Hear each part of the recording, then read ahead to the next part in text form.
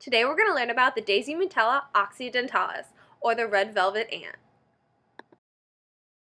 The red velvet ant also has the common names of cowkiller ant, common eastern velvet ant, and the solitary ant. This insect is part of the order Hymenoptera and the family Multidae. Though their common names has the word ant in them, this insect is really a wasp, because it has no node on its waist between abdomen and thorax. The red velvet ant goes through a complete metamorphosis. In this picture, you can see A, the female, B, the male, C, the egg, D, the first instar, E, the last instar, and F, the pupa. When observing the life cycle, it can be understood that post-mating, the female red velvet ant will dig into a nest of bees and lay her eggs within the nest. The eggs will hatch and the larvae will consume their host. This is an act of parasitism where the red velvet ant benefits while their host does not. While the larvae feeds from the bee's nest, the adult red velvet ant often eats nectar. Red velvet ants are about 3/4 of an inch long, with compound eyes, a pair of antennae, 6 legs, and chewing mouthparts. Females are covered in red and black hairs, and the males have a different dorsal hair pattern with some red and orange hairs. The males also have a pair of dark-colored wings, which they use to signal to each other, and the females are flightless and use their legs to produce similar sounds.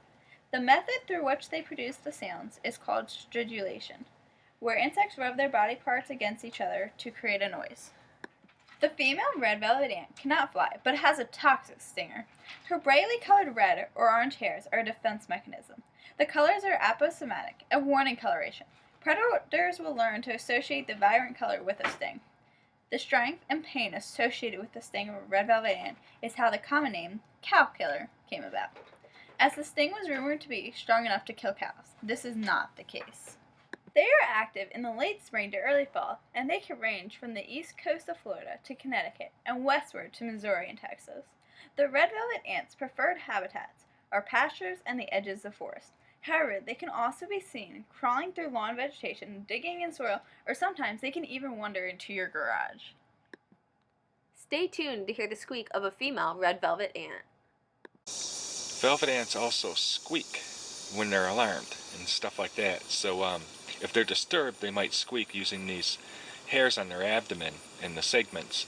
They'll rub them together somehow and cause a squeaking sound. So hopefully I'll be able to show you that.